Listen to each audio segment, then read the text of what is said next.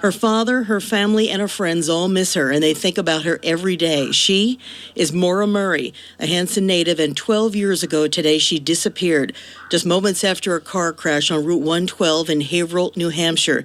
Today in New Hampshire, they will remember Maura and keep her name in the light. Joining me now live on the South Shore's Midday Report, we have Fred Murray, the father of Maura. Thanks so much for joining us today. Hello, Christine. Thanks for offering. And, you know, I know it's been a long journey. You and I have spoken over the years at times and immediately after Maura's disappearance as well. And today there's a special ceremony to keep Maura's name in the light. What are you going to do, and what exactly does that mean? Well, what we're trying to do is put together an appeal to get the FBI to enter the case, because after 12 years, without the FBI, this isn't going anywhere, and it will just dry up and blow away. So somebody representing me up there at the scene of the accident is reading about four brief statements, making 4 points to the public that we hope gets out, and would be compelling reasons for people to sign a petition to ask the FBI to please enter the case. I've been asking for them since day one, but this New Hampshire State Police, I'm going to call the police on themselves. So they have to invite the FBI in, and they won't. So a public appeal is all that's left to me.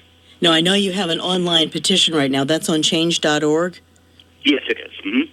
And I know that I've heard from your private investigator that people have actually been making comments on that website, and that's proving to be helpful to let people know that this is still very important to many people about finding Maura. Yes, but we want to present reasons why we want the FBI in, such as a state police officer being at the scene of the accident on Monday night, but yet on Wednesday morning, when I got there, I heard about the accident Tuesday. The director of the state police said Wednesday was the first they heard of it. Now, how can that be when they had their own officer at the scene? Only they're not talking. The officer isn't talking. There's no report. Only FBI can make them talk. And I know that there were some other things that also didn't make sense that you folks have discovered over the years. Yes, we have a witness that says she went by the accident scene before the official responder, Cecil Smith, showed up in a sedan, number 002. This witness saw an SUV, number 001, police 001, not Haverhill, there at about 10 minutes before the other officer arrived. And another witness heard two policemen arguing about jurisdiction at the accident scene. So who were these? Were these the state police officer and the driver of Haverhill 001? And there's no record of this anywhere. The official record states that 002 at 7:46 was the first police officer there, but it doesn't seem to get two people saying that's not true. Only the FBI can make these the local police go back and review that, and let's get a look at it. There's one other thing too. There's 3 different dispatch reports, official dispatch reports, and how can there be 3 different official versions of the same event? And nobody's offering any explanations up there. They're on mute, and they're going to remain there until somebody makes them talk. And the only one that can make the local police talk are the FBI. No. It seems to... Go ahead. I'm sorry. And what is the FBI saying to you when you've made your plea? Please get involved. Please take over this investigation. Well, they have to be invited by the state police, but that isn't going to happen. So it's as if we're being held hostage by the local Blue Brotherhood. Nobody will talk. Who can intervene? Can the governor of New Hampshire intervene? Is there some other, or is there can a New Hampshire senator intervene? Is there any other route to go? I don't think so, because I've personally appealed to 2 different New Hampshire governors, and they both just put me off and make promises but never do anything about it. So I don't see anything but a direct public appeal. There's it was. I'm reminded of a Roman statesman philosopher named Juvenal around the year 100 A.D. He asked a question for the ages: who is to guard the gods themselves? That's the issue here. We've got unexplained police activity at the scene. They're not talking, and the only one that can make them talk and try to bring us closer and give us an accurate look at what happened that night for a timeline is the FBI. So there's where we are. And is there anything else that you'd like to add in a remembrance or a comment about Maura today? Because I'm going to put this whole interview up online, too, so people can access it. Well, every person that ever drew a breath on this planet knows exactly how I feel. I'm with a couple members of my family now. It's not a good day, there's nothing you can do when it's not going away, and it's, if she was our buddy, and we want her back, and we can't stop. There's no way in the hot place that I can stop looking for my daughter, so I am never going to stop. Well, we appreciate you calling us and sharing this with you. A lot of people on the South Shore knew your daughter, and they knew of her, and she was a beautiful, talented girl. And as I said, we're going to have this interview up on our website so people can access it and listen to your request, and maybe you'll get some more traction on your quest to get the FBI to take over this investigation. And Fred Murray, the father of Maura Murray, who disappeared 12 years ago today, please keep in touch with us and let us know how it's going, because I know many people here on the South Shore want to know what happened to Maura and what's happening now. And thank you so much for joining us today. Thank you so much, Christine, for staying with us for 12 years. I appreciate it. Wouldn't you know? You're very welcome. Thank you so much, Fred Murray. We'll talk again. Bye, Christine. Bye. Thank you very much.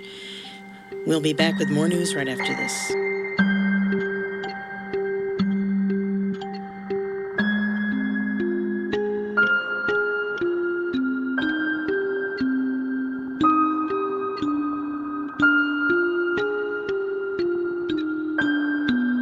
Pretty intense words from Fred Murray.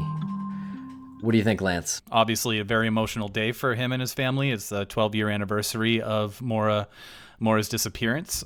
Interviews with Fred kind of go in the same direction because it's just where they're at. It's where they're at with the information that they have, and honestly, the people who are interviewing him just probably get like the Wikipedia version and go into it. I'm just kind of guessing on that, but I don't think that the people interviewing Fred or any of the family members have the full scope of everything that's gone into this case, or everything that this case has to it. I do agree, Lance. However, Christine James from 95.9 FM WATD, the South Shores radio station, who gave us permission to use that clip, she has been speaking with Fred Murray over the years, and this is not the first report she's done on him. So I think she knows more than most people. But yeah, I do agree in general, and you can hear his frustration just come out in his voice, and it's sad. Yeah, it's exasperation. It's very hard to listen to. But I do love how poetic Fred is, and I love when he said, "There's no way in the hot place that I can stop looking for my daughter." I just have never heard anyone refer to hell as the hot place, but it makes pretty good sense. And some of his words I just thought were pretty interesting and interesting choices. And I haven't re-listened to that Fred's Letters episode, but I would probably look at those letters in a different way now after hearing from Fred a little bit more and understanding how he speaks. Oh, exactly. Very much the way he speaks. The way he writes and the way he speaks are very much one and the same. If he's going with a thought, he's going to go with a thought. And you get that poetic ring to it. He's got that quality about him. This South Shore, Massachusetts accent going, and he starts referencing Roman philosophers. It's real, and I want to stress that when you hear him speak, you can almost hear, if you're from around here, you can almost hear your own father. You can picture your own father saying these things. The quote that he gave was pretty fantastic, and it's the same quote that John Smith gave in his presentation, I guess is the right word, on February 9th up in Haverhill. For who is to guard the guards themselves? I just think that's pretty strong. Coming from Fred Murray, it's the first time, to my knowledge, that I've heard of him really sort of question the police that directly. It seems like he's at his rope's end right there. He's kind of got this, like, you kind of hear it in his voice, this fuck it attitude. And Fred isn't saying, the police killed Maura. He's just saying they have not done a good job. Yeah. And they have to take responsibility for that and look at the case that they've botched. And you know what? It's been 12 years, and it's not only is it not going away, but it's only gaining momentum. So there's got to be some fix that happens here on the side of law enforcement, if it is the case that they are covering up for a botched investigation. If it is that simple, then it's time for certain players to own up, and perhaps that'll lead to some sort of solution with the case. But yeah, it's about time. Also, what I like to hear in Fred's statements there is the strong push to petition the FBI to get involved, which is something that, depending on who you ask, has been demanded since very, very early on in the investigation. And some people have kind of theorized, if Fred was involved with his daughter's disappearance, if he helped her run away, why is he petitioning the FBI so hard? Wouldn't that be kind of against the plan? Unless he understands that the FBI cannot possibly get involved unless some sort of contradictory evidence or statements. They need just cause to get involved, no matter how many signatures you can put on a petition. So maybe he's playing it that way. I don't see any way that Fred knows where Maura is and is pushing this hard for the FBI petition. It would be psychotic reverse psychology. Yeah, it would. And I know that has come up a little bit online, and I guess at this point, we should expect everything to come up. It shouldn't be that surprising, but it kind of is. But it seems to be common sense to me that there's just no way he would invite the FBI in and push for it on WATD and, with John, and, knowing that we've been talking about it on this podcast as well. That was a really good way to put it. Psychotic reverse psychology. Yeah. And I mean, why would, after 12 years of a pretty perfect plan under some pretty heavy magnifying glass scrutiny, you're gonna put your head out there that close to getting caught by saying, "Hey, everybody, let's get the FBI involved." Like, you're that arrogant about it? I mean, it's silly. It really is. You would just go away. You wouldn't talk to anybody. You wouldn't do any interviews. It's like the Kaiser Soze of the of Haverhill, New Hampshire.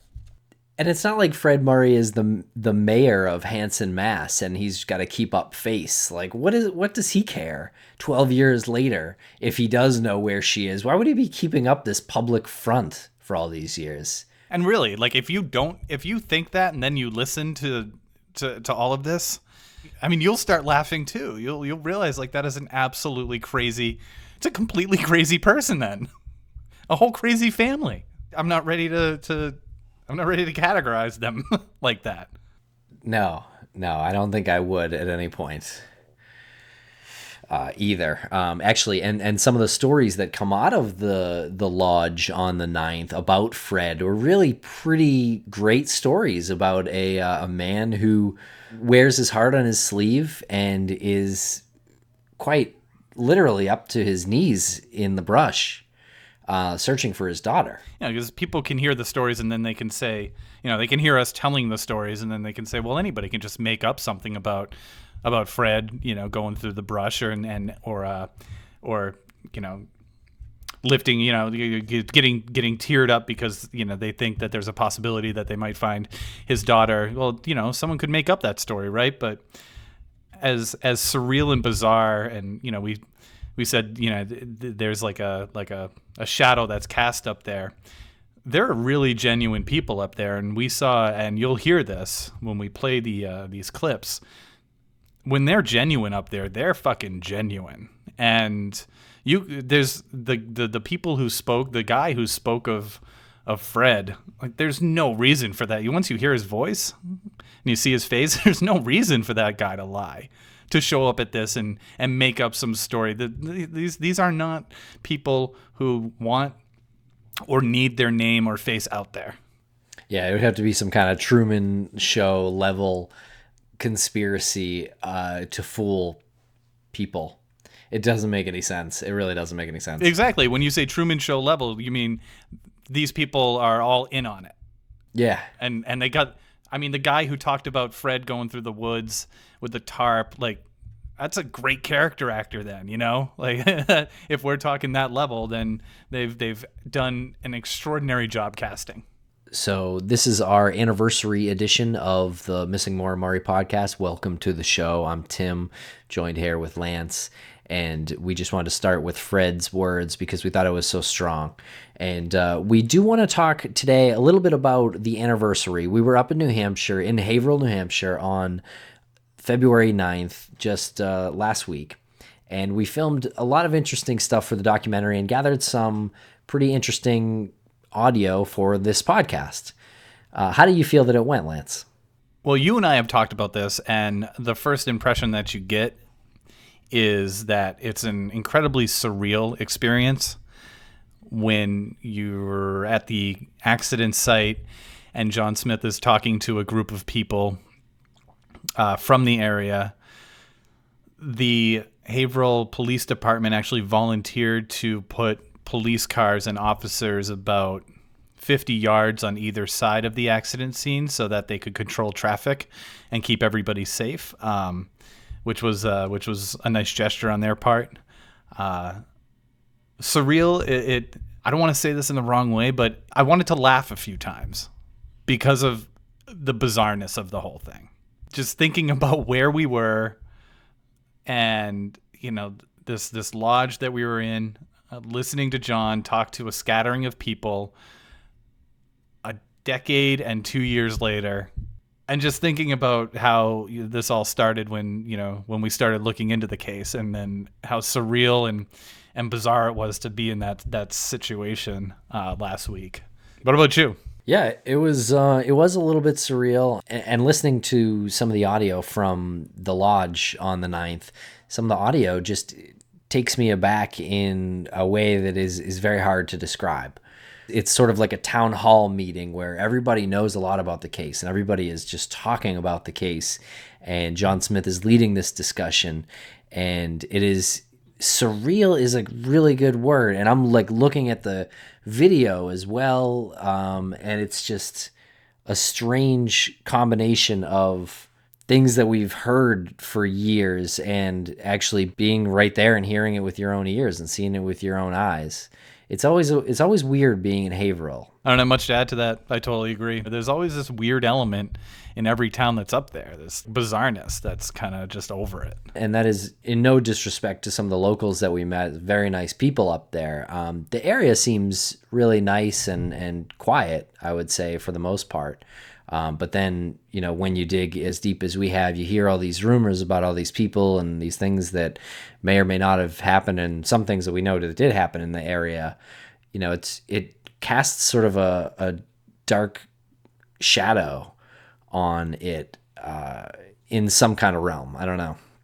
Does that make sense? Well, especially when we go out after and we grab some food, and every car that pulls in, I don't know about you, but every car that pulled in as we're sitting there talking and eating our food, I'm looking out the window and I'm looking at these guys walking in, and I'm just wondering, is that somebody who might have followed us?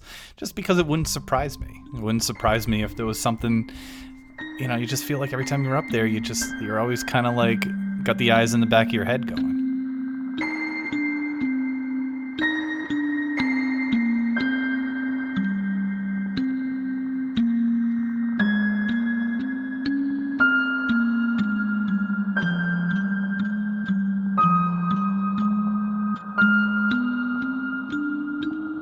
We get to the accident site on 112 by the weathered barn.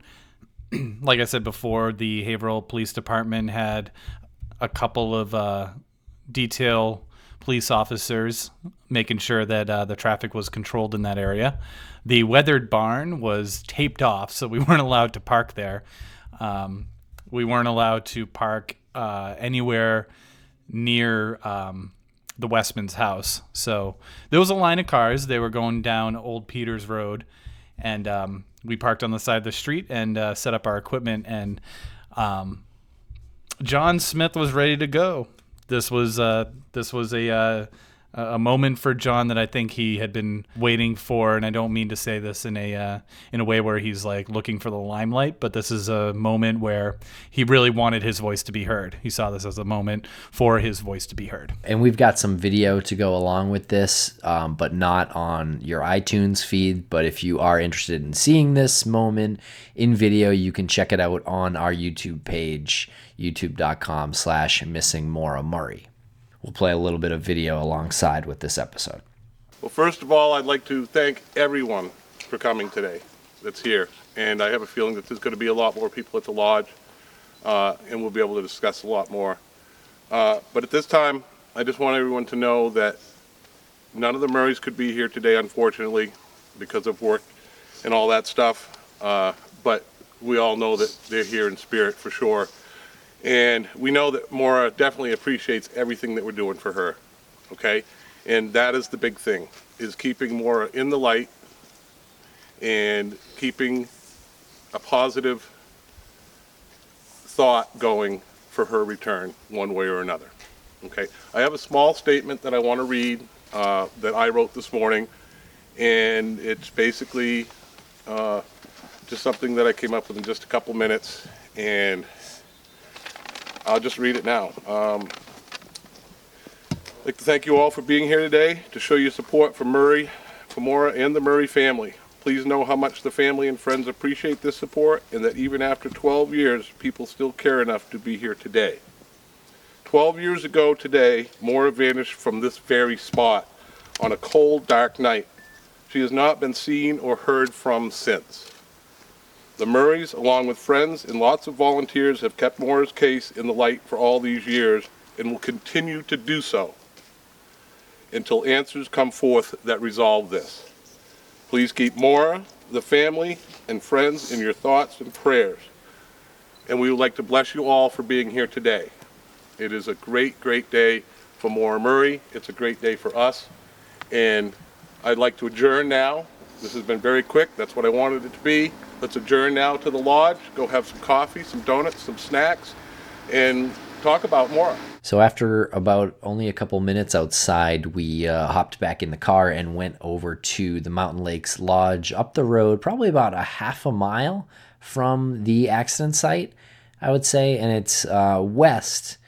And then it's to the left and a little bit of a windy road. And actually you drive right past the A-frame house as you take a left to go into the driveway of the Mountain Lakes Lodge. And it's a really nice building, very nice room. And it was the base of operations for where some of the searches had taken place. Some of these people who were there on the 9th here in 2016 were there back in 2006 and earlier.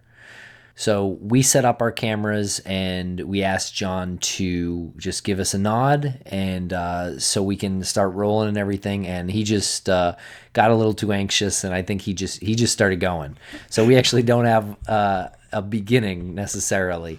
But that we're not going to play the entire thing in this episode anyway. We're going to play chunks. But it just goes to show how exciting of a day, and exciting is kind of a weird word to use, but you know, it was an exciting day. Yeah, it was. And I just want to, I kind of forgot about that moment where this was definitely the John Smith show. And one of our camera guys just wanted to go out and have a quick smoke. And he came up and said, all right, do I have 5 minutes to do this? And I said, yeah, 5 minutes, we'll start. And I went over to John and I said, okay, are you good to go in 5 minutes? And he said, yes. And I think he just heard good to go. And the next thing we know, he's gone into it. He's started, and he's taken center stage. And so that is why we do apologize. There's no official beginning to this, but he just started rolling with it, and we kind of had about 20 seconds worth of making sure everything was on and recording. And John Smith really, I don't want to make it seem like we're taking anything away from him. He has a really commanding presence up there, and really did an amazing presentation. I was kind of taken aback just at the energy that he brought. He spoke for about an hour and 15 minutes or an hour and 20 minutes. It was longer than that. Yeah. Okay. Well, it was like an hour and 45 minutes, and yeah, it's pretty. And he intense. had a gun too, so I'm pretty sure no one was going anywhere. I didn't write any books on theater and how to demand attention from the audience and have a presence on stage, but I'm pretty sure a gun on your hip is a convincer. And with that, we're going to play our first clip from John's presentation on the 9th.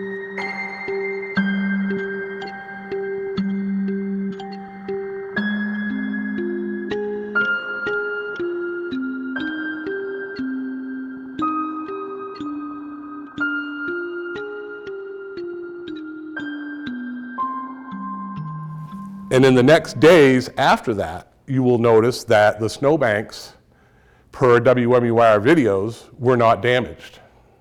Okay, the only damaged snowbank was in front of the Westmans on their side, and that's from Dick Guy, one of the EMT guys himself. So if there was no damage on the tree side of the road where she supposedly hit these trees, what really happened at the corner? And that's what we're here today to try and discuss. This is what I have been working on for a long time. I've been pushing this issue for 11 and a half years, that whatever happened at the corner was either staged or something very bad happened at that corner, and no one wants anyone to know about it. And as you can see by some of the diagrams that I put out here, the timing just does not make any sense as well. And the biggest thing that we have going for us is, unfortunately, I can only tell you who that witness A. I cannot tell you her name right now because she has not come out. She's not come forward yet, but she was supposed to be here today. Unfortunately, she's not. And the reason for that is because she's scared. We did hear from Witness A actually on the 9th, but after we had left Haverhill. So we do hope to meet her soon and have her on the show. Yeah, and I know that she wants to tread lightly in the whole situation, what she saw, because she is from the area, and it is a hot topic up there, and it's understandable. And on the next clip that we chose, John Smith is talking about what Fred was given in the Freedom of Information Act, what he was given by the police. And John is curious about why some things are not in there. And the explanations just aren't coming from the police. We have had nothing but silence from them, pretty much for 12 years. Fred received Freedom of Information Act paperwork, and that is what he got. Now, another thing that's missing from the Freedom of Information Act and that they would not release is the Hanover, Lebanon sheriff's report in conjunction with Maura's case. So did something happen in Hanover or Lebanon that involves Maura's car, and that's why it's not released? There has to be something in those reports if they won't release them. So she was coming up 91 if she left Amherst. More than likely she could have stopped in Hanover or Lebanon for gas, because that's about right for what she might have had left for gas in her car, which is just above 3/4 of a tank. So did something happen in Lebanon, and that's why they're not releasing the reports? Another question, that's another question that we have. Wasn't it true that the dispatch went through Hanover too? Yes, and that's the interesting part, is that when Butch Atwood tried to call 911, all lines were busy. Wow, Monday night in Haverhill's a busy night, I guess. So all lines were busy, and their 911 call was transferred through Hanover, and Hanover in turn called back Grafton County Sheriff's Department, And Grafton County Sheriff's Department in turn called the Atwoods to find out what was going on. And pretty much Atwood said, you know, when the wife talked to 911 that Butch had gone by the accident scene, seen a girl at the scene, and pretty much said, you know, they don't know anymore. You know, we don't know where the girl is. That was pretty much what they said. So I think that this is a good spot to talk about Butch Atwood and that 911 call, because we haven't been deliberately vague on this. Actually, I don't think we've been vague at all. I think we've actually come out and said that, and we've looked at the dispatch log and said that it was his common law wife that called. And I want to clear up any misconception that might be out there right now, because there was a misconception, and in at least my head, that he had told his wife about the accident. She called. That's actually not true. There is an article from the Caledonian Record, which I believe is dated February 20th of 2004, so 11 days after, and the headline of the article is "Area Man Laments the Events of February 9th." It goes on to say that Butch Atwood just wishes that the events of that night had gone differently for Maura, how he maybe should have convinced her more to get into his bus so that she would be safe today. What is revealing in this article is that he tells, and this is, again, 10, 11 days later, this article is released.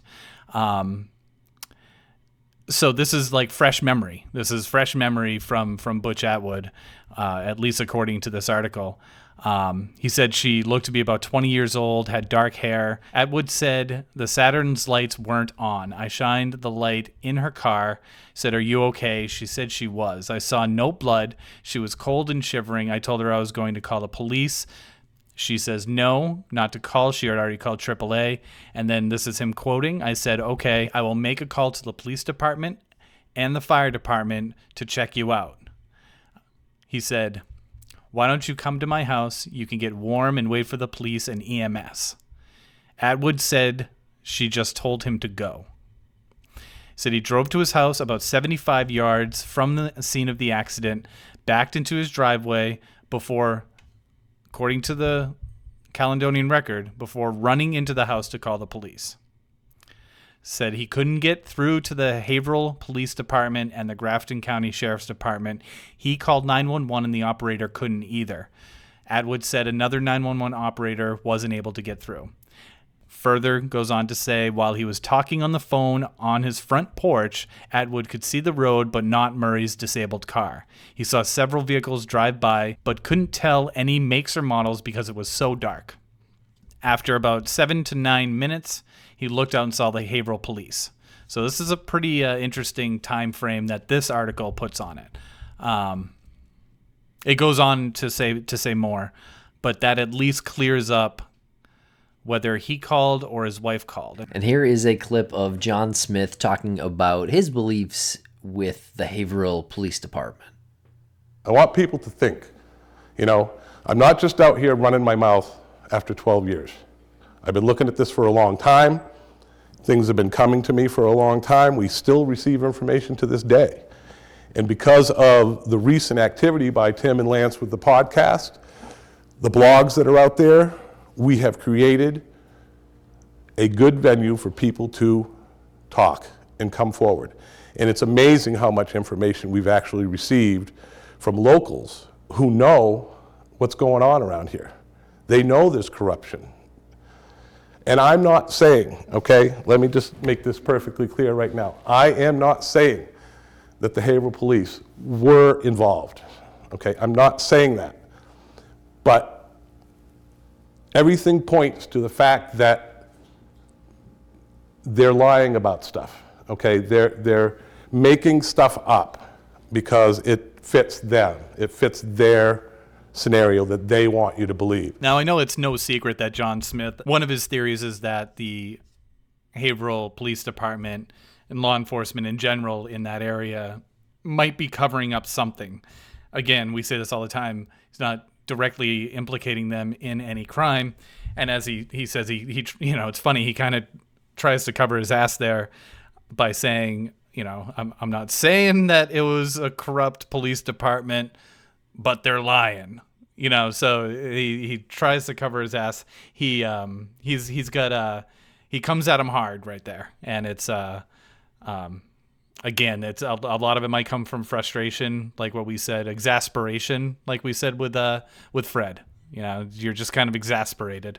If you're not covering up a crime, then you're covering up a botched investigation. So why not just try to make some progress here? Here is John Smith talking a little bit more about the rag in the tailpipe and about the officer's behavior on that night. One thing that's interesting to me about this clip is it's the first time that the audience begins to interact. Yeah, John starts to get some laughs. The room starts to loosen up a little bit, and the laughs do make it seem strange. I don't know what else to say about it. Yeah, it does. Let's play it, and we'll talk about our feelings on that. To me, they were inserting information that they wanted you to know for a reason. Everybody suspected that it could have been a suicide attempt. I don't know how many people have tried to commit suicide by stuffing a rag in your tailpipe, but I never have, but it doesn't work. And, people go on and on that, when she crashed her car, she stuffed the rag in the tailpipe to try to commit suicide there at the scene. I'm like, okay, yeah, that's really stretching it now because, you got the house right there. So these are the things that point towards some type of,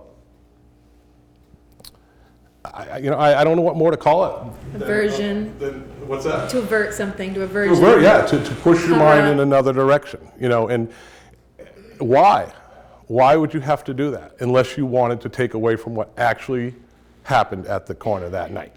So at first listen, it's as if people laugh because maybe they're so far removed time-wise with this that it doesn't seem like a real story anymore, and you have this character of John talking about it, and the laughs come out because maybe they feel like that's what they think they should do. And then I realized after thinking about it a little bit more, it's just it might just be a nervous laugh just to break things up, because John has gone on at this point for probably like a half an hour or so.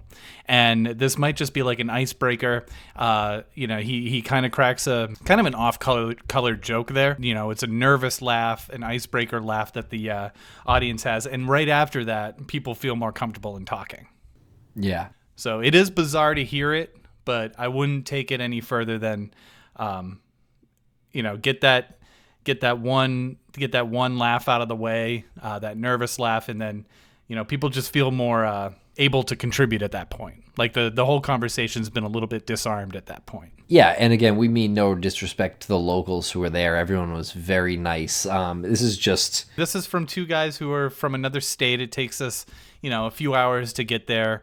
We don't live there, and it didn't happen in our backyard. So we just know this from like a reaching distance, and to hear people laugh about something that we've been working on and we take seriously, and it's not even like they're laughing about it. It was just a nervous laugh, but at the time it's just bizarre. It just felt surreal and bizarre. The next piece here that we're gonna play is a pretty tough indictment of the then chief of police Jeff Williams by John Smith.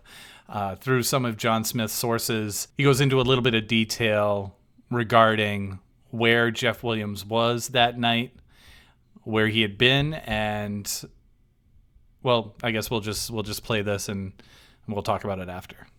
It's fun when you have people in the community that tell you stuff, because we know that earlier in the day, the sedan SUV was being driven by Chief Williams.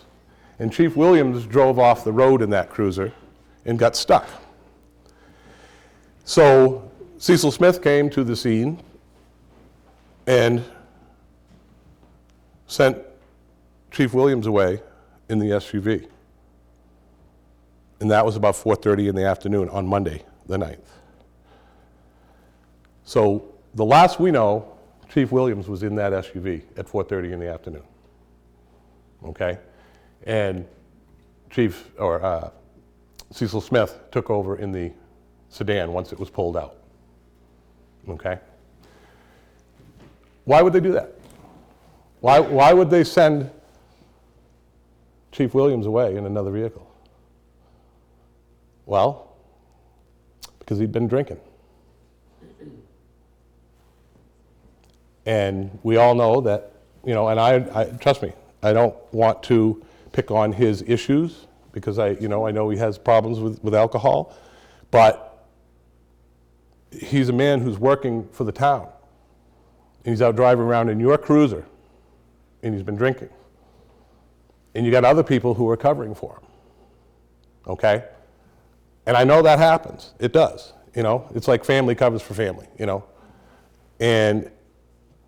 But the fact that, again, this was done just shows you this was done in the middle of the day, and this is the stuff that goes on. So what can happen with the stuff that we don't know about? Very strong words from John Smith about Chief at the time, Jeff Williams. Yeah, he's not backing off on this at all. Yeah, not only is he not backing off, but he's tightening the screws on this one. John comes really close to... No, he doesn't come really close to it. He flat out states that Jeff Williams was drinking and was sent home because he had been drinking. So he's not beating around the bush on this one. And here we have John talking about the two tow companies who were both at the scene the night of Maura's accident. And it's pretty interesting because the town went with Lavoie's. And, of course, we know that the car ended up in Mike Lavoie's personal garage. So this is a little bit of an interesting wrinkle. Yeah, and it's something that we mentioned previously that we didn't really get into too in depth as to who calls who when there's an accident on the side of the road, who makes that decision. So they get into it here a little bit. It's one of those little facts that I don't want to lose sight of. It could be absolutely nothing, or it could be something. I just don't want to lose sight of something that seems like an oversight or insignificant at this time. The night that the accident happened, there are two tow companies that the town uses. And one of those is Lavoie's Auto, and one of those is Northland, Dick McKean. And the night that Maura's accident happened, on Monday, Dick McKean from Northland Towing was supposed to be the one called. He was not. Lavoie's was called. We want to know why that happened. When Lavoie's was at the scene picking up the car, Dick McKean heard the call on the radio and actually came to the scene and wanted to know why he didn't get the call and where his money was, because he's losing $100. There's nothing on the report that says, who called Lavoie's. It just shows that they're on scene and they left with the vehicle. So we don't know if dispatch called them. I don't know how that works, Brian. It usually does, yeah. Usually the police officer will call dispatch. Dispatch will call whatever towing company they want. Okay. So more than likely that's what happened. So we want to know why they chose Lavoie's instead of Northland. Another question. John raises another good question here, a question that no one really has seemed to answer so far about why Mike Lavoie got Maura's car and why the other tow company did not. My main question on this, though, is I wonder how many times that towing mix-up has happened. Because we make a big deal of it now, but you got to think about it at the time where, this was probably taken as an inebriated young lady who probably ran away to avoid a drunk driving charge. So that's what was in their head. And I'm just wondering how many times this towing mix-up happens. This could be something that has happened several times in the past. So I'm kind of putting it out there. It's something that we have to find out. But if Mike Lavoie is... I agree, yes, that's something we need to find out. But if Mike Lavoie, worked all last week and it's Monday, the first day of the week that you're supposed to be sitting on your couch, don't you know you should be sitting on your couch? I don't understand. That's a good point.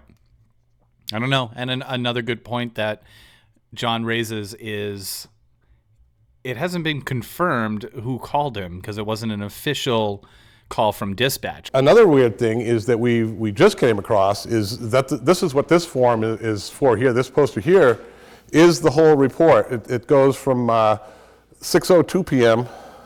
until 12:59, okay, that night.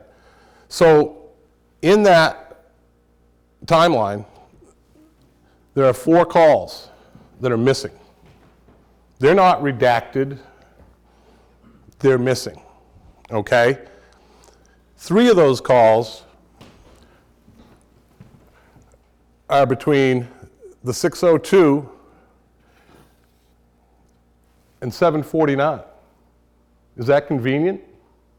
Because it's right between the time that Maura went missing. So that's very, very convenient that those 4 calls are missing.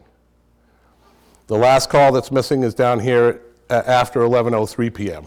And the convenience of the time that those 3 calls are missing is the 6 to 8 o'clock.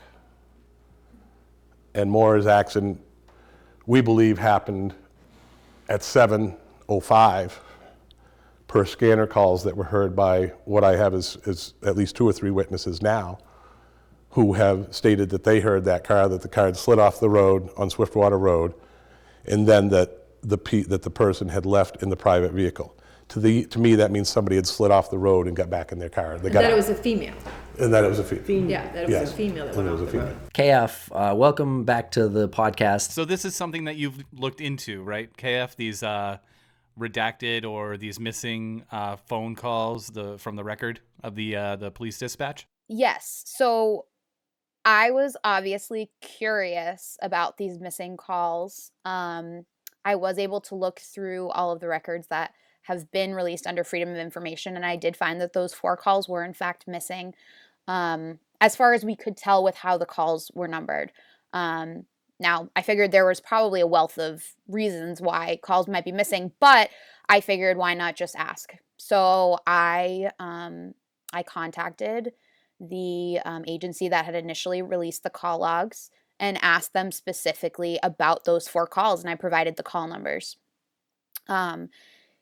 Their advice to me was to contact the agencies that those calls were handled by, so the police department that handled each call. What I then explained to them is that these were calls that were missing from a log that had been released to Fred Murray, and I sent a copy of the original document from the Bureau of Emergency Services stating that they were releasing the log in its entirety. And I explained that these were 4 calls that were missing, and I didn't know what departments they went to because they weren't included. So they were kind enough to go through their records and actually find those 4 calls for me and send me back an explanation of why those calls wouldn't have been included. So their explanation was that what happens when an emergency occurs is that sometimes multiple people will call, and those calls will get routed separately and then merged together to be about the same case. So that's what will happen when a call is missing from a log like this one. These calls were about incidents that other calls also came in about, and they were merged with those other call numbers in other districts. They sent me back the calls with the actual call time and then which incident it was actually related to. The first call had no data, and they explained that was likely because it was merged with a call about another incident. The second call, 4747, occurred at 6:38 p.m. and it was about a structure fire reported in Bradford, Vermont. The third call, 4755, actually occurred at 8 p.m. and was a medical emergency in Newbury, Vermont. And then the last call, 4767, actually occurred at 9:12 p.m. and was about a domestic disturbance in Campton, New Hampshire. So again, these were just incidents that multiple calls had come in about, and that's why they were merged, and that's why the calls were missing from this original file. Any chance any of them have to do with Maura Murray? The last 3, I would say no. I mean, the middle 2 occurred in Vermont, and the last one was a domestic disturbance, which, looking at the record, it seems pretty cut and dry. But the first call, I mean, I don't know. There's no data. It was merged with another call. Looking at the log that we have, it's possible that call was merged with the call about the accident in the Walmart parking lot, which apparently two people had a fender bender in the Walmart parking lot, and by the time police arrived, the Walmart employees informed them that the people had exchanged insurance information and that there was no need for police presence, and so they left. I have not been able to determine who those drivers were involved in that Walmart fender bender, but my best guess is that it's unrelated to Maura. John Smith says that the timing would work out pretty well if you left that Walmart parking lot, and ended up at Maura's accident site. That is what he told me today, actually. It's definitely possible because there's no data in the system. I can't rule it out. I can't say that it has nothing to do with it. Again, it happened between 6:02 and 6:08, so we're talking at least an hour before the car accident with the Saturn in Haverhill. So it's just another example of the nylon sock theory that I have. That it's like you can't even get you busted your ass to get this information, and you get the information. It seems like it's an answer. We put it all together, and then John Smith brings up, well, the timing between this fender bender, which could have caused the damage on Maura's car, is pretty close to her doing that in the Walmart parking lot and then being at the accident site later on. It's like just when you think that you've finally put something behind you, you bust ass and you get the information and you say, okay, we can scratch this one off. It's like, well, can we really? Because that could happen. Now you have to go and look for, was there surveillance tapes of this accident? Like, are we going to start looking at insurance records of, what can we just get out of this, like, nylon sock? The insurance records is something that John Smith and I talked about, maybe trying to take a look at, but he mentioned that if Maura bumped into somebody's, say, trailer hitch or a truck's bumper, which is what he believes the damage is a result of, then Maura's car wouldn't have caused any damage to that truck, likely. And so no report ever would have been filed anyway. Right. Well, and here's the other side of the many-sided coin, is that she could have been involved in the fender bender in the Walmart parking lot, and that person didn't live locally, never reported it, and it has nothing to do with why she disappeared. That's obviously a much better chance than it was Maura, but the damage isn't consistent with what the police report says. So the damage happened somewhere, and her car stopped working at some point. If the damage didn't happen right there. So would airbags have gone off in a parking lot fender bender? I mean, was she going? How fast could anyone possibly be going in a parking lot? You know what? I've done a lot of reading about what would and wouldn't set airbags off, and there are those perfect storm situations where the airbags really shouldn't have gone off based on the weight and the speed and all of those things, and sometimes they still do. So I think it's really hard to say exactly this is impossible that her airbags went off in this fender bender because she was going X amount of miles per hour. I think it seems just as likely to go off in a fender bender as it does hitting a snowbank. Well, thank you very much, KF, for coming on and clearing that up for us and for the listening audience. Yeah, of course. I don't know if I'm going to go ahead and say it's cleared up, but thank you for coming on and at least showing the work that's done on your end for this. And the information is there beyond just saying that these phone records were redacted. Yep, sometimes you just have to ask. So we wanted to bring on KF to hear from her what it was like for her to visit the accident site for the first time. And then she also took her own trip alone up there. So 2 experiences in Haverhill.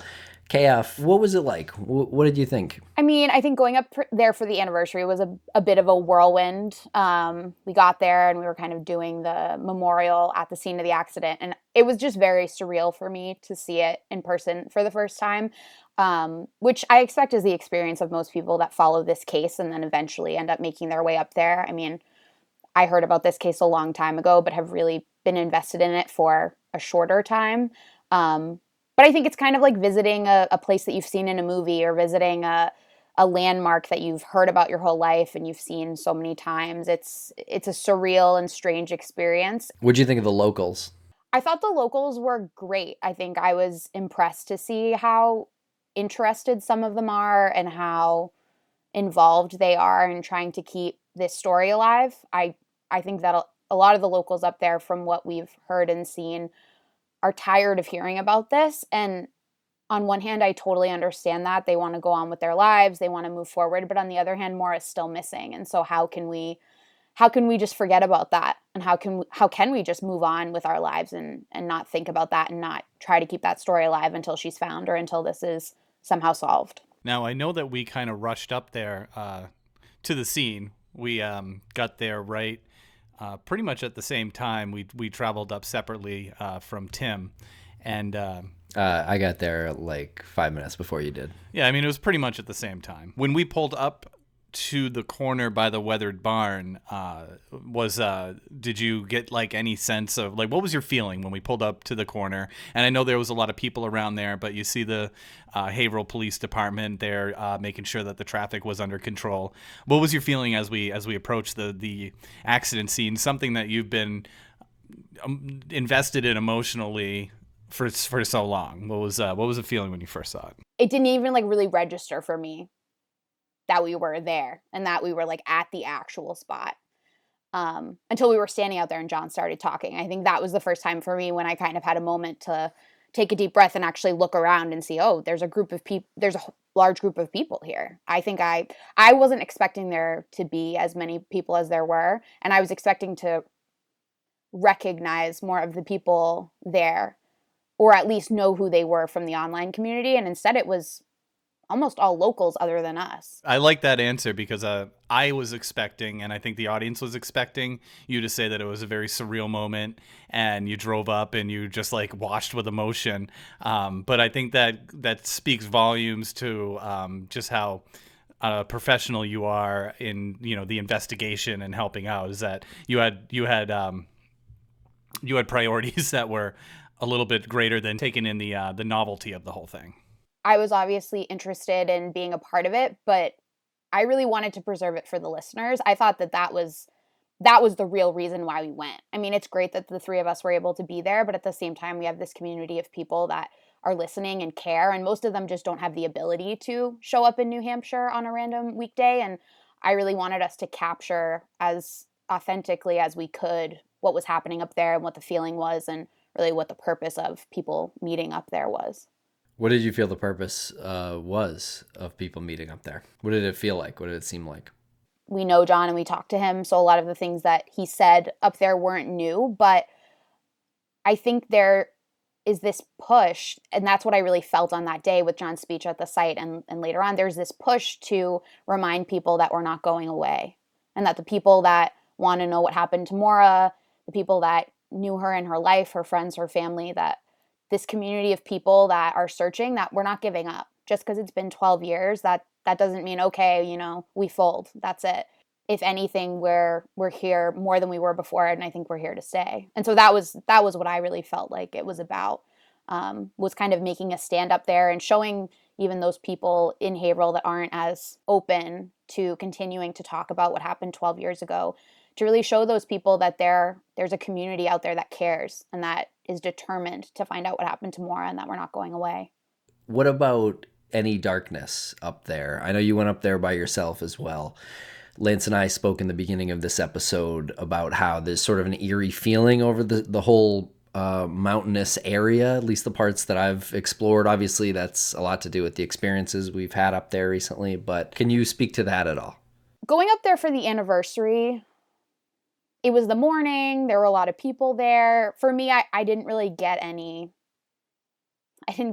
feelings or weird. I didn't tap into anything strange at the accident site. Going up there by myself was a very different experience, partially because obviously Maura was up there by herself. But also I really started to kind of feel more of those things that you guys had talked about, that it's a strange place. There's just something in the air. I don't even know how to explain it. It sounds very strange. And anyone who is listening should know that I am not someone who buys into paranormal investigation of any kind. I'm not someone that, whether it is true or exists or anything, I think that's for other people to search out and figure out. I'm just not really interested. So I'm not someone who necessarily buys into that. I don't seek it out. So for me to go to a place and have any sort of strange feeling or vibe about that place is highly unusual, highly unusual. So, and I think part of it's the story. I think if I went up there without having any clue what had happened there, maybe I wouldn't feel the same. But I did end up stuck on 112 by myself in a blinding snowstorm, and it was really terrifying. It was really scary. And it's a haunting place. You're just driving between these mountains and just endless trees, and it's dark, and you don't see another car or a house for 30 minutes. And I just don't live in a place that's like that. So I think it's spooky. We were talking right before we started rolling about how I was watching the trailer that we're about to release, and there's this great shot that our DP Josh got, and it pans up from the road to the mountain, and it's just this like straight line, this straight wall like up, and it's a huge mountain. You're driving straight towards it. I just wonder if there's something to do with the mountains or just mountainous region that makes that gives you a sort of an anxious feeling. So when you're going up there and you're on 93 North and you come around that bend, that's honestly one of my favorite sections of road. I don't know, in New England maybe. You're coming into the Notch, you're coming into Cannon Mountain, and you're getting all sorts of really, really nice views, really pretty views, gorgeous stuff on either side of you. And I mean, there is this feeling though when you get into the towns there, and you're in between the mountains and you're surrounded by this forest, this like vast, dense forest, especially, I'm sure, any time of the year, but in winter, it's like these forests kind of have a soul. The woods kind of have a soul up there. They're old, they're deep, and they're dense. And in the winter, when you go out there, they're cold, and you can hear things out there that you don't normally hear when it's humid. You hear trees rubbing up against each other, and that creates a sort of vibration or a sort of a ringing sound. You hear popping, you hear crunching in the snow.